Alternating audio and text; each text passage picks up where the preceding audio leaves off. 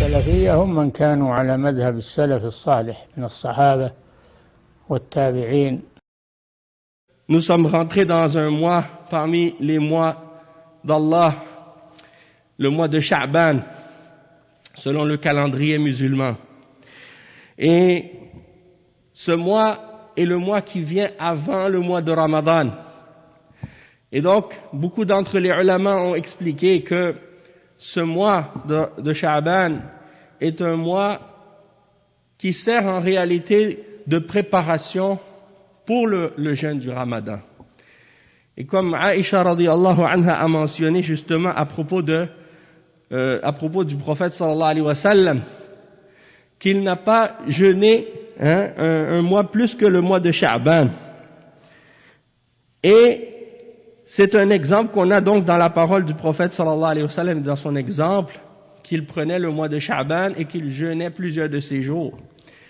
Il y a aussi le fait que certaines personnes qui, par exemple, avaient une excuse l'année passée du fait qu'ils n'ont pas jeûné certains jours parce qu'ils étaient malades ou parce qu'ils étaient en voyage, qui ont raté certains jours du Ramadan et qui n'ont pas eu le temps durant l'année pour les reprendre, eh bien, ils peuvent profiter du mois de Sha'ban pour reprendre les jours qu'ils ont manqués. Et donc, le fait de se préparer à cette adoration qui nous attend et qui approche rapidement, le mois de Ramadan, et on espère que Allah Azza wa Jal nous donne la miséricorde et la bénédiction de pouvoir justement atteindre ce mois de Ramadan et pouvoir en profiter au maximum, Inch'Allah.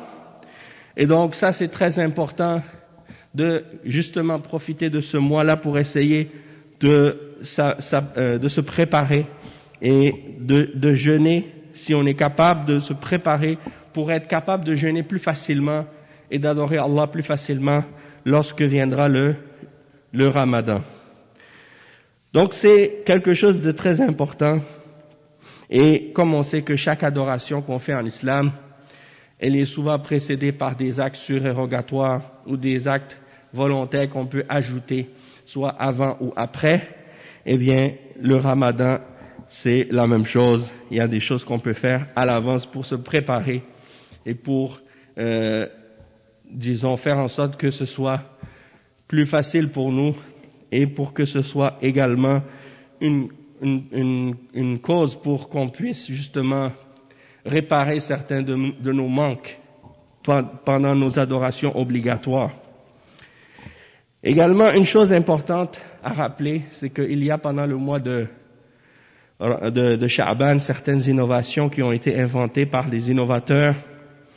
Et parmi ces innovations, certains d'entre eux qui célèbrent la nuit du milieu du mois de Sha'ban, soit par le fait de se réunir, de faire des prières pendant cette nuit-là, ou de faire des rappels.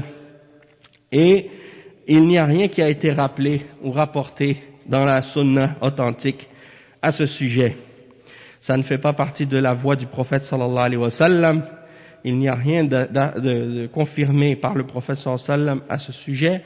Et il n'y a rien non plus qui a été fait de la part des sahaba cette nuit-là. Donc la nuit du milieu du mois de Sha'ban, il n'y a pas d'adoration particulière ou spécifique qui a été légiférée par Allah à la Ummah.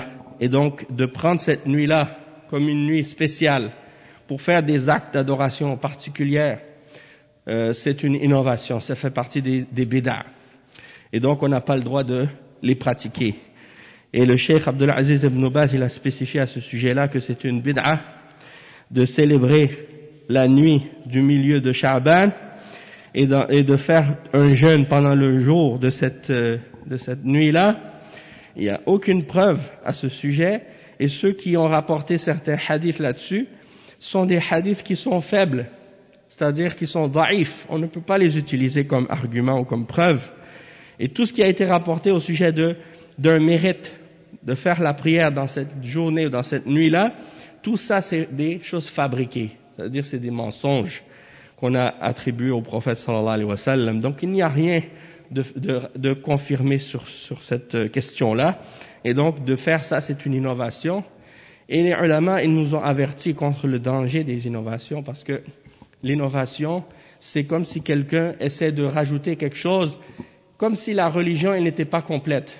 Comme si le prophète Mohammed sallallahu alayhi wa sallam, quand il est venu, il n'avait pas complété la transmission du message.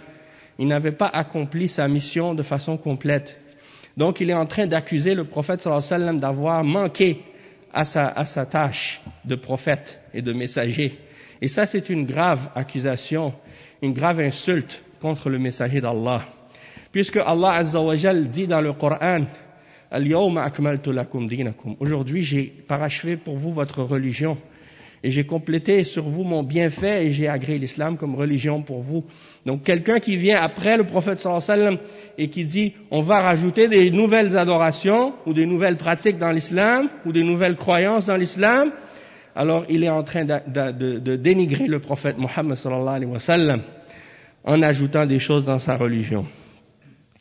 Également, il faut faire attention dans ce sens-là parce que beaucoup d'innovations qui ont débuté dans l'islam ont débuté par des choses qui, au départ, pouvaient sembler simples et petites. Mais ces petites choses-là sont devenues des grosses plus tard.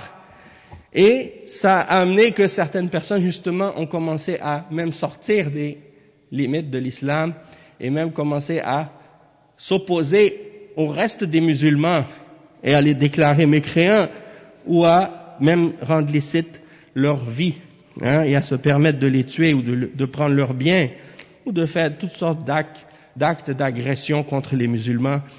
Et c'est très très dangereux. Et c'est comme ça que la bid'a des Shia Rafida a débuté. Au nom de l'amour pour la famille du prophète, sallallahu alayhi wa sallam, eh bien, ils sont allés jusqu'à par la suite faire le takfir du reste des sahaba à cause de ça.